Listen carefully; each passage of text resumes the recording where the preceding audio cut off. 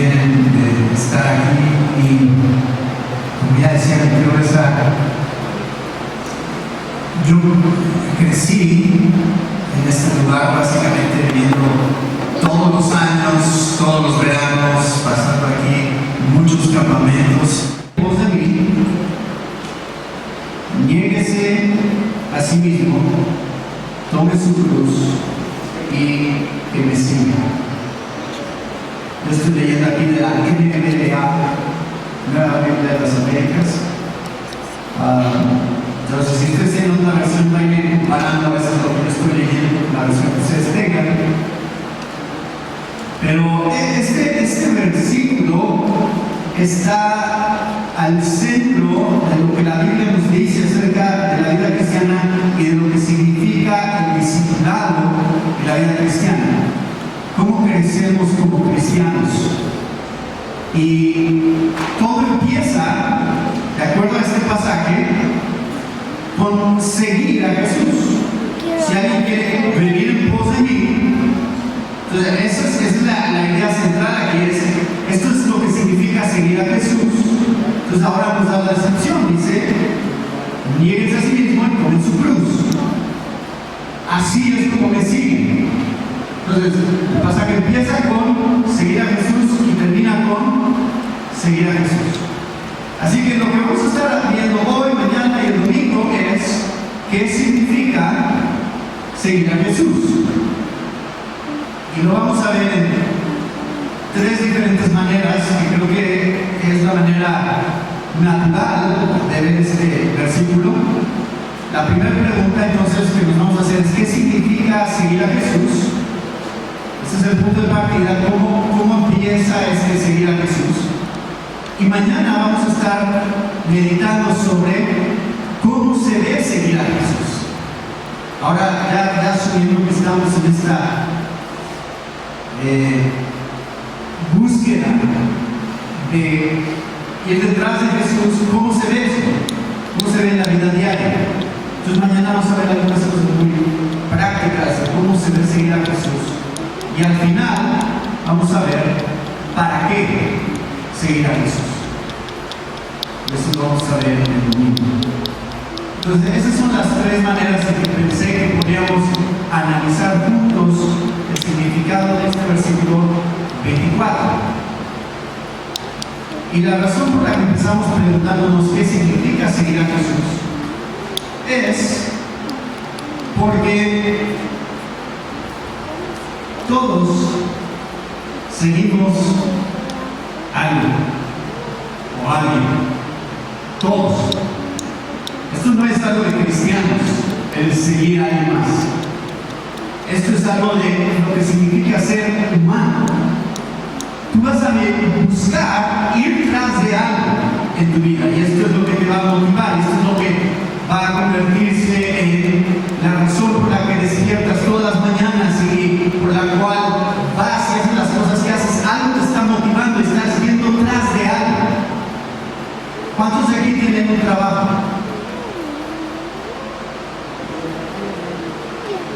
Entonces, ¿por qué van a trabajar? ¿Tras de qué van cuando van a trabajar? ¿Tras de un pago? Pues normalmente sí, van detrás de un pago, van tras un pago, por eso voy a trabajar. Así es como se ve el poder recibir dinero. ¿Quiénes de aquí están en la escuela? Cuiden un poquito en la escuela. Sí, claro, este es un grupo un poco más grande, ¿no? Mayores de 18 años. Pero ¿cuántos fueron a la escuela?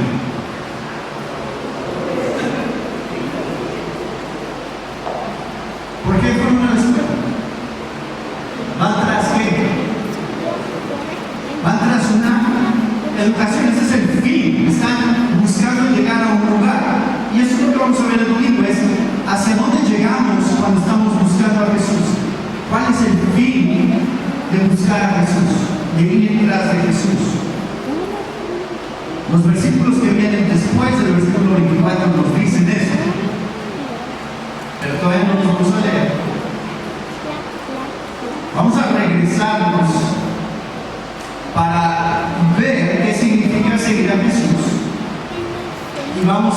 para entender cuál es la esencia de este camino que estamos buscando tener. Vamos en el mismo orden que está el pasaje. Podríamos pensar que primero deberíamos ver por qué deberíamos seguir a Jesús, pero vamos a ver primero cómo es seguir a Jesús o qué significa seguir a Jesús.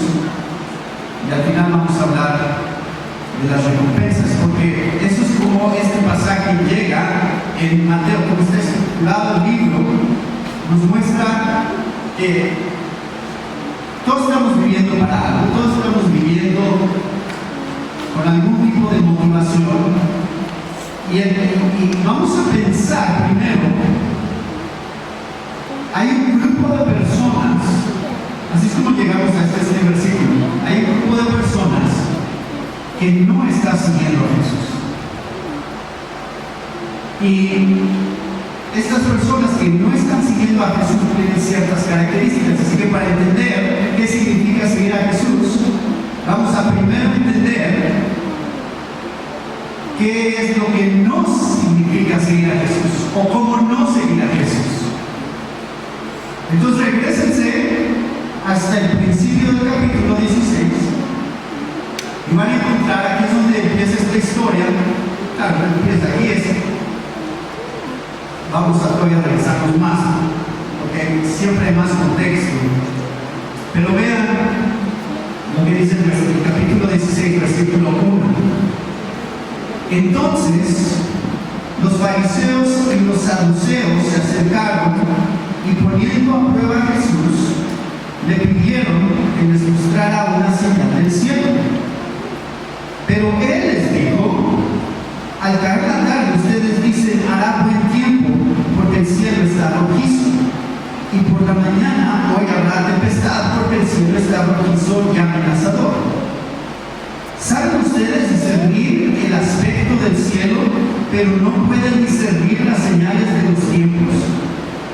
Una generación perversa y adúltera busca una señal, y no se le dará señal, sino la señal de Jonás. Y dejándolos, se fue. Así que aquí tenemos un grupo de personas que no están siguiendo a Jesús. ¿Qué están haciendo? ¿Qué están pidiéndole a Jesús?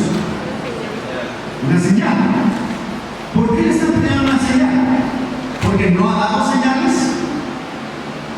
No, Él les dice. De hecho, ustedes saben perfectamente qué significan las señales. Ustedes saben ver el cielo y determinar por el color del cielo el clima.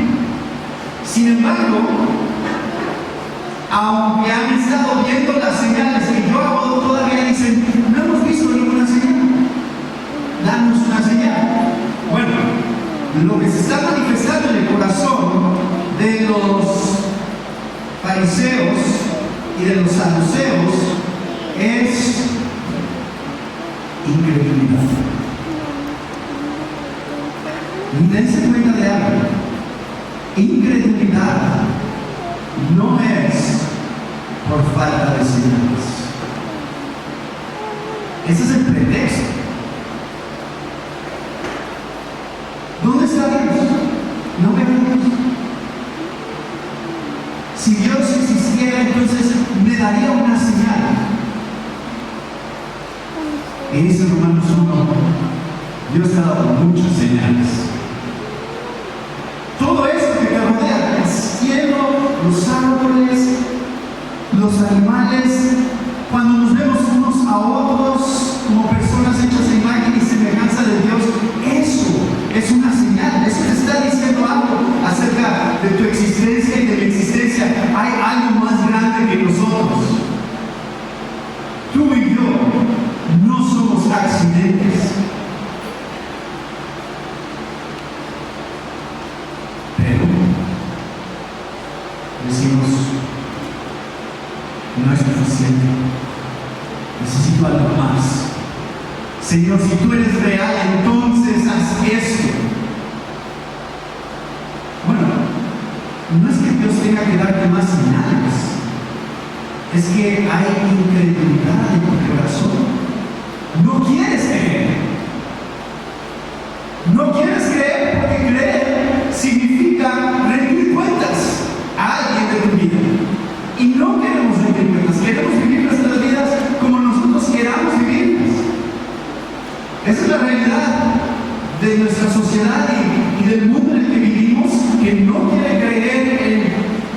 el Dios que inspiraba este libro, en lo que Jesús dijo a través de este libro de testimonio de su vida, muerte y resurrección. La gente no quiere creer eso porque no le conviene creer eso, y es por eso que los fariseos y saduceos no creían, porque no les convenía creer, y solamente están pidiendo una señal como un pretexto para decir, ya ves, no nos hizo dar una señal, no tenemos que creer. Y Jesús dice, ese es nuestro problema. De hecho, ahora habla con los discípulos en el versículo 5, se van al otro lado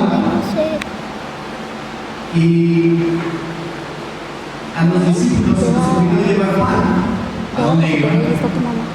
Y dice, entonces Jesús les dijo, estén atentos y cuídense de la levadura de los fariseos y saduceos.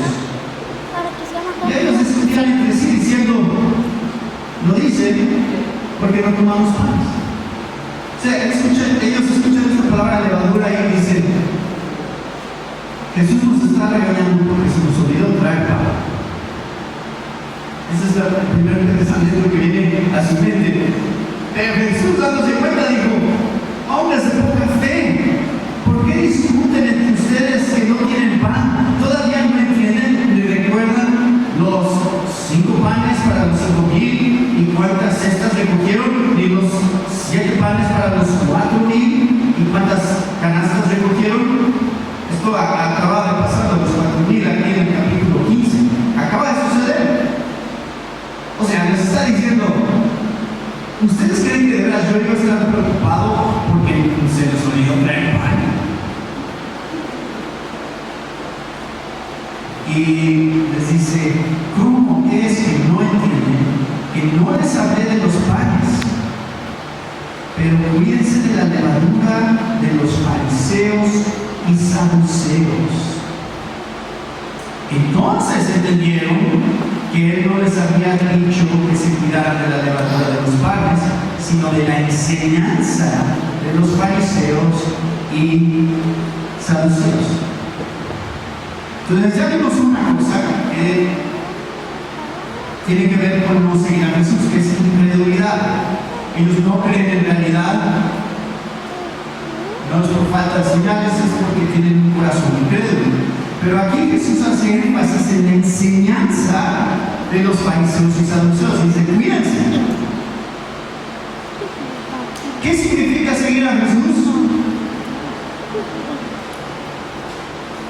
Cuidarse de la enseñanza de los fariseos y saduceos. Evitar lo que ellos creían y enseñaban. Ahora, ¿qué creían y enseñaban los fariseos y saduceos? Bueno, estos dos grupos, ambos pertenecían a lo que se conoce como el Sanedrín. Es el grupo de líderes judíos. Pero eran dos grupos muy diferentes, porque los fariseos en realidad era un grupo, y eso es lo que significa fariseos, los apartados, porque ellos consideraban que ellos seguían la ley al pie de la letra de una manera muy estricta, y de esa manera ellos se sentían superiores a los demás, porque podían ver hacia los demás y decir, ustedes no obedecen la ley como nosotros. Y entonces les gustaba añadir cosas a la ley para aún sentirse mejor sobre ellos mismos y todavía poder señalar más cosas que las demás personas no hacían. Y por otro lado tenemos a los saduceos. ¿Quiénes eran los saduceos? Los saduceos eran personas que no eran tan religiosas, sí eran religiosas, pero en una manera muy pragmática. Es decir, estaban buscando simplemente cómo tener influencia política y liderazgo y reconocimiento dentro de la nación y pues tratando de tener una buena relación con quien sea que estaba gobernando en el momento. Y ellos no estaban tan preocupados por la parte de agradar a Dios. Para ellos era, nosotros los judíos necesitamos tener autonomía, necesitamos tener una mejor sociedad y nosotros podemos guiarnos en ese proceso. Muy parecido a los políticos de hoy en día, donde su religiosidad no significa mucho realmente. Van a cambiar con quien sea que convenga. Entonces, los saduceos, por ejemplo, no creían en las cosas sobrenaturales del Antiguo Testamento. Por ejemplo, la resurrección. La resurrección de los muertos está establecida en el Antiguo Testamento. Por ejemplo, en Daniel capítulo 12. Y ellos no creían en estas partes, las veían desde un punto de vista naturalista nada más. Decían, vamos a aplicar las partes que creemos que son útiles y las que no son útiles, como eso de que Dios abrió el mar rojo, cosas así, eso no necesitamos creer. Bueno, esa es la enseñanza de los fariseos y saduceos. Esa es la enseñanza que Jesús les está diciendo: ten cuidado, porque tienen dos extremos aquí. Vamos a ver un ejemplo de estos extremos. Dice, regresen a otro capítulo, al principio del capítulo 15, y van a poder empezar a entender qué está pasando aquí con los fariseos. Mateo 15, 1. Dice, entonces se acercaron a Jesús algunos escribas y fariseos de Jerusalén. Entonces, recuerden, estos no son los religiosos que tratan de seguir la ley. Y le dicen a Jesús, ¿por qué tus discípulos quebrantan la tradición de los ancianos? Pues no se lavan las manos cuando comen pan. Jesús les preguntó, ¿por qué también quebrantan ustedes el mandamiento de Dios a causa de su tradición? Porque Dios dijo, honra a tu padre y a tu madre, y quien hable mal de su padre o su madre que muera. Pero ustedes dicen, cualquiera que diga a su padre o a su madre, es ofrenda a Dios. Todo lo mío, lo que pudiera ser ayudado, no necesitará más honrar a su padre o a su madre. Y así ustedes invalidaron la palabra de Dios por causa de su tradición. Hipócritas. Bien profetizó Isaías de ustedes cuando dijo, este pueblo con los labios me honra, pero su corazón está muy lejos de mí, pues en vano me rinden culto enseñando como doctrinas, preceptos de hombres. ¿Cuál es la enseñanza de los fariseos? Es tradición. Es no ver el principio más grande o más importante de la ley, sino buscar estos detalles para hacerme sentir bien a mí, porque yo sí lo sigo y tú no lo sigues. En este caso, ¿de qué están acusando a Jesús y a sus discípulos? ¿De qué? De no lavarse las manos. ¿Cómo puede ser que no se laven las manos? Están escandalizados por esto. Y Jesús les empieza a dar algunos ejemplos donde les dice, miren, ustedes están justificando violar principios mucho más importantes que tienen que ver con cómo honras a tu padre y a tu madre, cómo muestras amor a tu prójimo, para seguir algo superficial, sin importancia.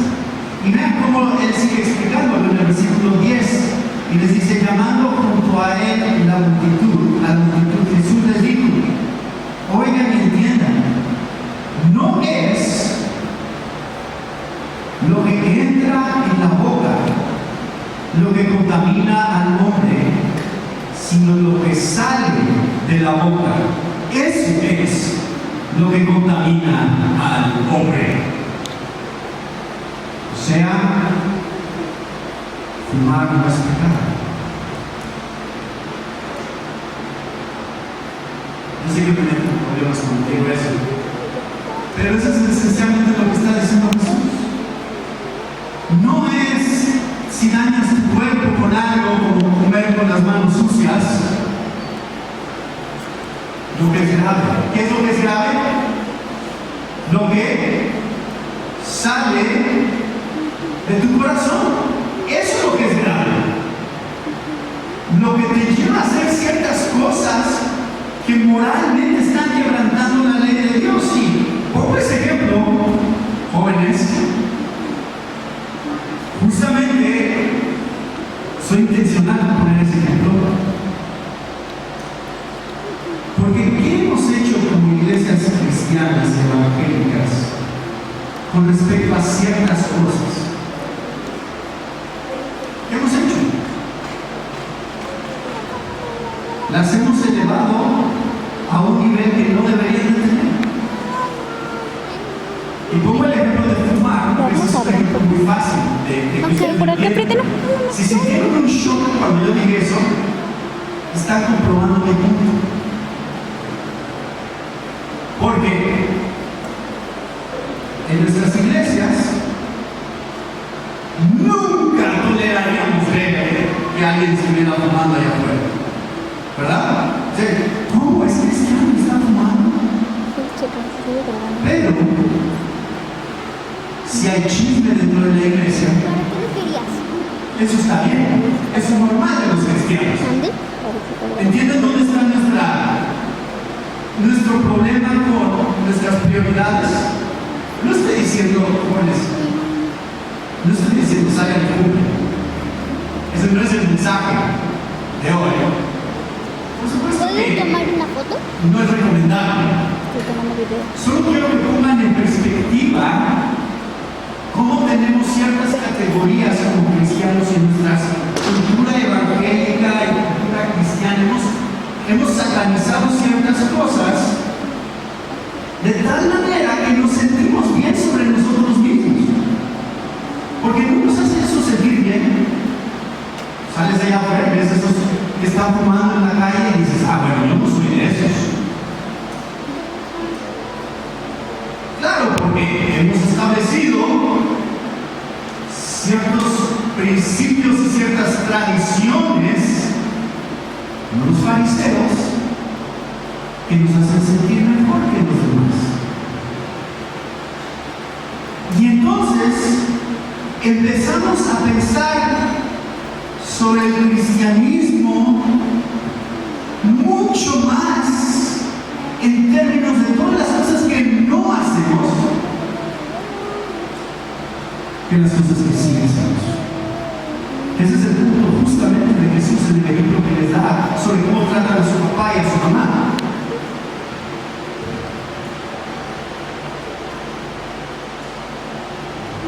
Y fíjense lo que dice el versículo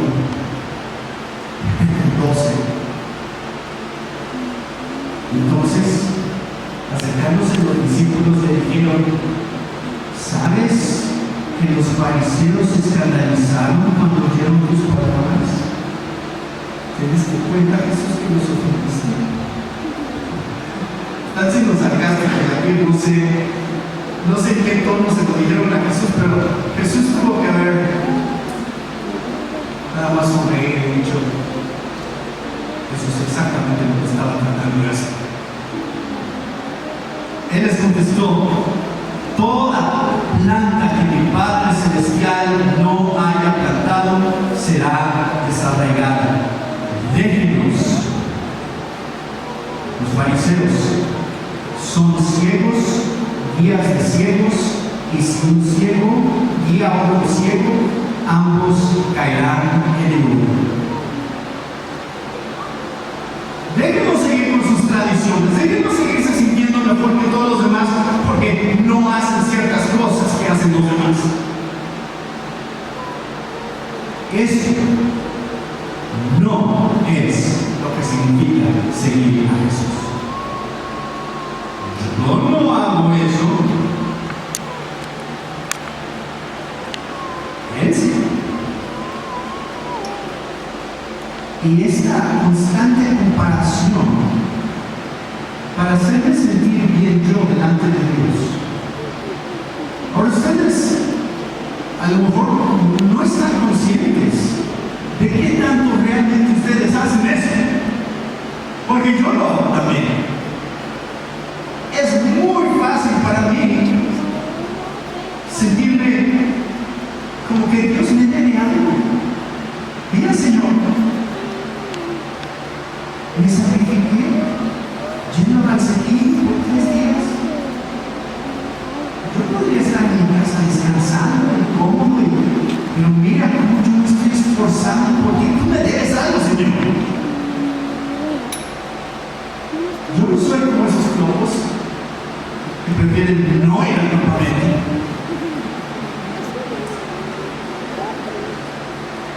Estamos haciendo eso todo el tiempo, comparándonos. Y estos fariseos representan lo que en nuestras iglesias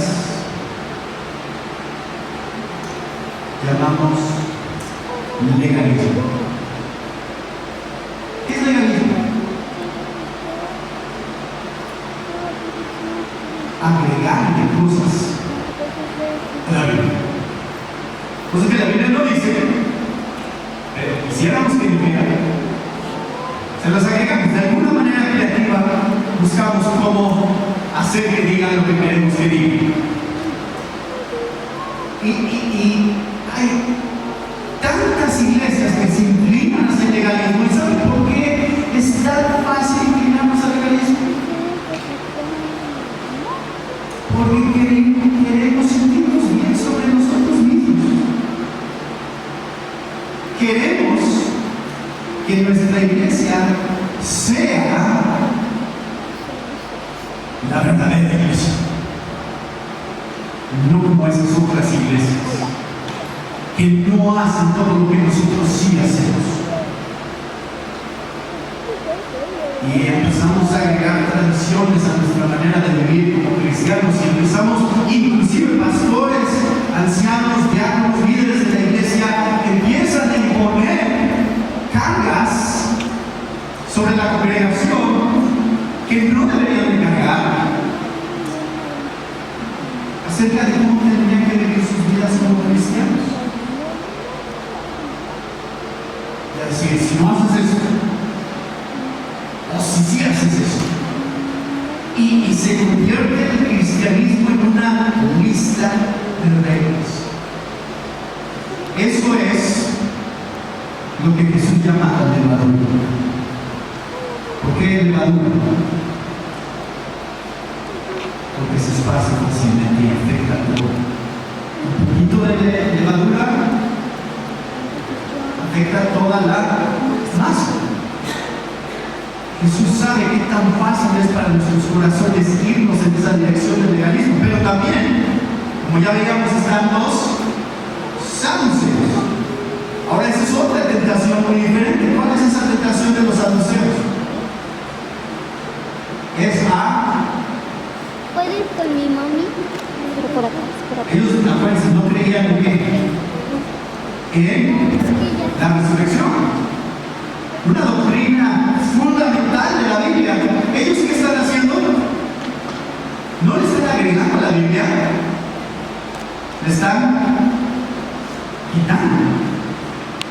Entonces, por un lado tienes el legalismo que le agrega a la Biblia, pero por otro lado tienes el liberalismo o el libertinaje, que es que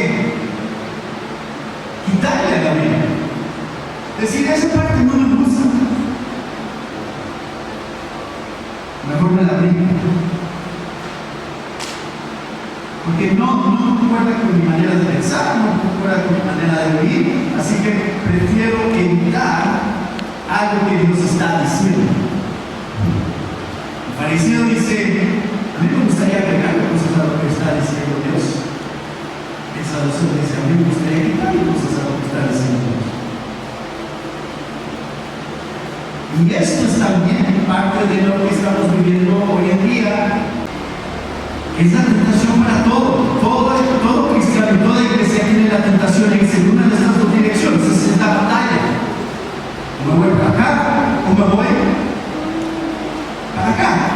Y hay muchas cosas que están poniendo presión sobre la iglesia para querer ignorar principios bíblicos y decir, eso a lo mejor no es tan importante. Y uno de esos ejemplos tiene que ver con la manera en que percibimos la sexualidad. Esto lo vamos a ver mañana porque esto tiene que ver con cómo seguimos a Jesús. Una de las principales maneras en las cuales nosotros honramos a Dios en nuestras vidas es en cómo vivimos nuestra sexualidad. Y en nuestra cultura, la sexualidad se ha convertido en algo que no tiene que tener ningún principio que lo rija. ¿Eres mujer? ¿Te gustan las mujeres? Está bien. ¿O eres hombre? ¿Te gustan los hombres? Está bien. O un día te gustan las mujeres, el otro día te gustan los hombres. Está bien. No te tienes que decidir hoy sobre qué prefieres. Esa es la manera en la cual nuestra cultura está presionando a la iglesia para que cada vez más en términos de la sexualidad tengamos que ceder y decir, bueno, a lo mejor estos versículos que hablan sobre esos temas a lo mejor nos están teniendo mal por 2000 años.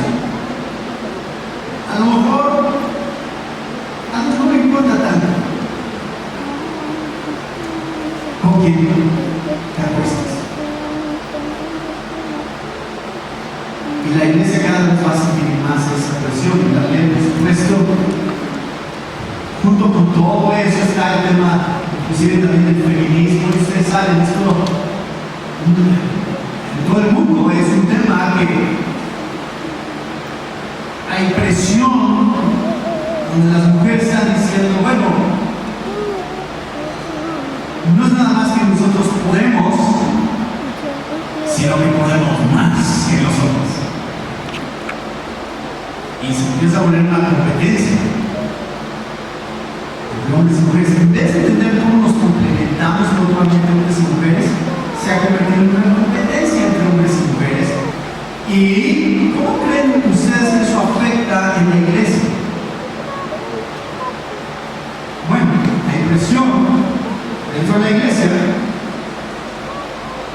para decir, bueno, a lo mejor los roles no. A lo mejor las mujeres sí pueden ser pastoras de la iglesia. No sé de qué iglesia vengan ustedes. Espero que esto no sea ofensivo lo que estoy diciendo, pero bueno, cuando le dijeron a Jesús, ¿sabes que los ofendiste? Así es. Cuando hablamos de verdades bíblicas van a ofender a algunos.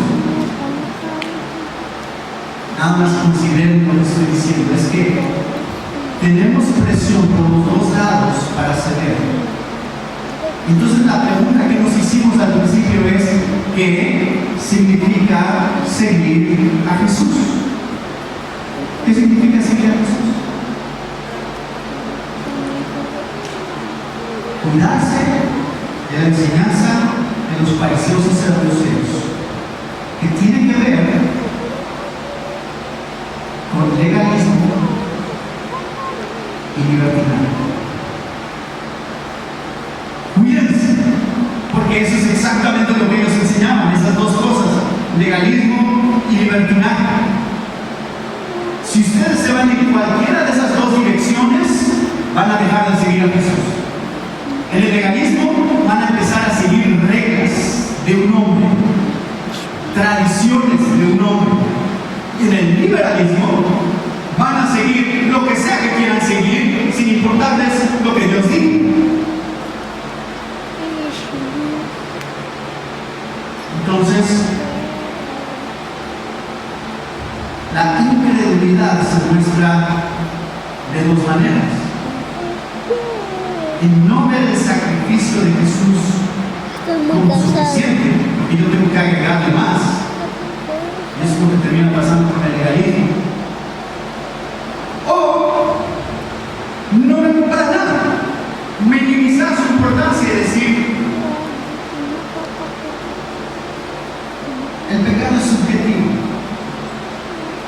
El pecado no, lo que es bueno para ti, es bueno para ti, a lo mejor es malo para mí, y lo que es bueno para mí, a lo mejor es malo para ti. Estos grupos de personas habían visto el poder de Dios sobre la enfermedad, sobre demonios, sobre la naturaleza. Jesús ya les había mostrado estas señales, y esas señales eran clara evidencia que Él tiene poder sobre el pecado, porque el pecado afecta en esas tres áreas. Ha afectado en el mundo espiritual, ha afectado en el mundo físico, en nuestros cuerpos, y también ha afectado en la naturaleza. Y Jesús vino a mostrar que tiene poder sobre todas esas cosas, lo cual significa que Él efectivamente podía tener poder sobre el pecado, que es lo único que debería de importar. Señor, ¿tú tienes poder sobre el pecado? Porque lo único que anhela mi corazón es estar bien contigo. Y la muestra más grande que Dios efectivamente puede hacer eso en tu vida es la señal de Jonás. ¿Cuál es la señal de Jonás? Versículo 4. 3 días y resucitó. Eso les va a mostrar que efectivamente todo lo que yo dije es verdad, que efectivamente soy el Hijo de Dios y que efectivamente tengo el poder sobre el pecado y sobre la muerte. Lo cual nos lleva a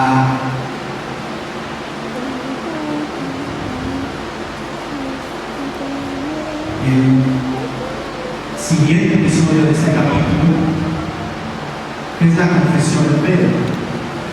Conocen también este pasaje, ¿no? Jesús les preguntó: ¿quién dice la gente que soy? Bueno, unos dicen Juan el Bautista, otros Elías, otros Jeremías, algunos profetas. Pero aquí Jesús les dice: ¿pero quién dicen ustedes que soy?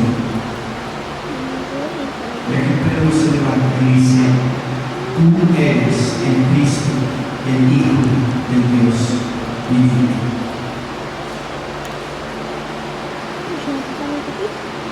Él reconoce quién es Jesús, y de ahí empieza a seguir a Jesús. Número 1, empieza ignorando Pero no te lo atravieses que por acá, enseñan los por acá. fariseos y saduceos. Y número 2, comienza reconociendo quién es Jesús. Entonces hay un lado negativo de cómo seguir a Jesús y hay un lado positivo de cómo seguir a Jesús. Reconocer quién es Jesús realmente es lo que significa seguir a Jesús. Pedro lo reconoció con esta frase: tú eres el Cristo. ¿Qué significa Cristo? Tú eres el Mesías, el ungido de Dios. Eso significa que tú cumples todo lo que el Antiguo Testamento había estado anticipando acerca de lo que Dios iba a hacer en la historia de la humanidad, en la historia redentiva. ¿Cómo va a tratar Dios con el pecado? ¿Cómo va Dios a tratar con la muerte? ¿Cómo va a destruir la muerte para siempre? Como dice en Isaías 25. ¿Cómo lo va a hacer Dios? Bueno, va a venir alguien que viene de la simiente de la mujer y que viene a través de toda este linaje que él está preservando, que llega finalmente a David y le dice a David: ahora a través de ti viene alguien que se sentará en tu trono para siempre. Y los judíos están anticipando esto: ¿quién es el Mesías? ¿quién es el Mesías? Y cada vez que aparece alguien en la escena, ese no era. Y ahora, por primera vez en el libro de Mateo, los discípulos, a través de Pedro, están reconociendo: sí, creo que tú eres el que está cumpliendo todo eso que el Antiguo Testamento había anticipado. El Hijo del Dios viviente, es decir, de aquel de quien fluye toda la vida. Él es el creador de todas las cosas. Tú eres su Hijo. Tú estás íntimamente conectado con Él. Así que podemos confiar en ti. Tenemos a alguien a quien servir.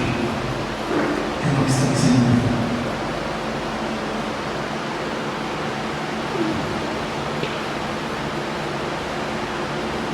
¿Quién dicen ustedes que es Jesús? ¿Es alguien digno de seguir? Porque vean, cuando Jesús pregunta, ¿quién dice la gente que soy? Hay muchas respuestas y nosotros podemos preguntar lo mismo hoy. ¿Qué dice la gente acerca de Jesús? No importa lo que la gente diga acerca de Jesús. No importa lo que tus papás creen acerca de quién es Jesús. No importa lo que tu familia o tu iglesia dice acerca de quién es Jesús. Lo único que importa es quién dices tú que es Jesús.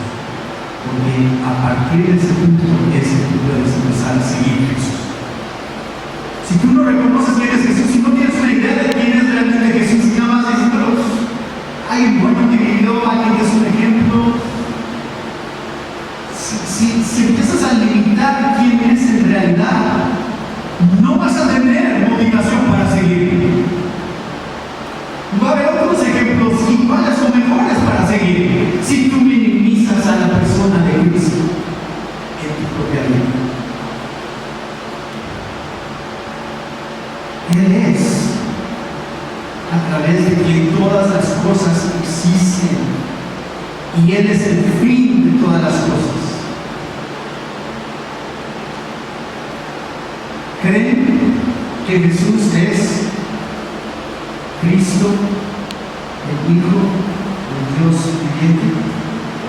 ¿Lo creen? Sí. Qué bueno que lo crean. Pero aunque lo crean, va a haber una tentación constante en su vida. ¿Saben cuál es esa tentación? Lo que pasó a ver. Si ustedes van a la siguiente sección, el versículo 21, se van a dar cuenta que cuando Jesús les empieza a decir a sus discípulos que es necesario que Él muera y resucitar al tercer día, Pedro toma a Jesús, lo reprende. Ahí ya tienes un problema. ¿Quieres engañar a Jesús por algo que digo? Pero se dan cuenta, él sabe quién es Jesús. Ya lo dijo. Él ya declaró lo correcto acerca de Jesús. En su mente sí está claro quién es Jesús. Y sin embargo la tentación viene a su vida de decir, no lo permita Dios, Señor. Eso nunca te acontecerá. ¿Qué está haciendo? La pista está en cómo le contesta a Jesús. Dice, pero volviéndose a él, dijo a Pedro, ¿qué? Quítate de delante de mí, Satanás. Y es que estaba ahí Satanás en ese momento. Déjenme darles mi interpretación. Yo no creo que es que estaba ahí Satanás en ese momento. ¿Saben qué es lo que creo que está diciendo Jesús? Eso que tú estás creyendo, Pedro, eso es una mentira de Satanás. Porque ¿cuál fue la mentira de Satanás en el huerto de Edén? Como que Dios dijo. No tiene que ser como Dios dijo. Esa es la mentira de la serpiente con Eva. Eso se está repitiendo aquí. Es Pedro diciendo, Dios dijo que tienes que morir y resucitar. No tiene que ser así. Es la mentira de pensar que nosotros podemos hacer las cosas mejor que lo que Dios puede hacerlas. Pensar que nosotros podemos tomar nuestras decisiones mejor de lo que Dios puede guiar en nuestras decisiones.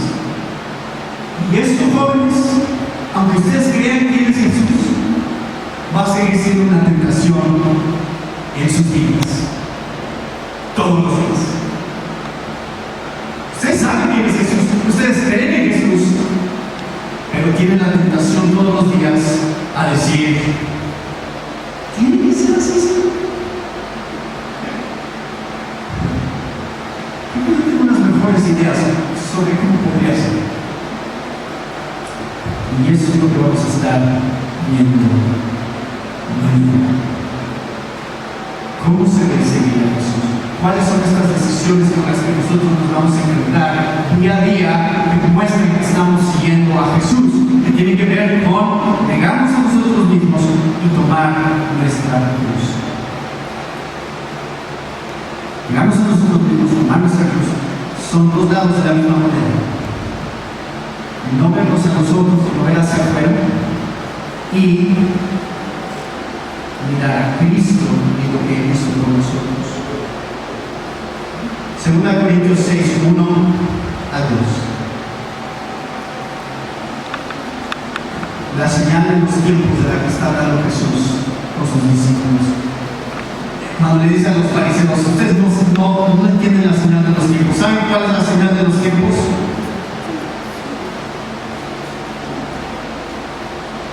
Esta es la señal de los tiempos. Estos son los tiempos de los que estaba hablando Jesús.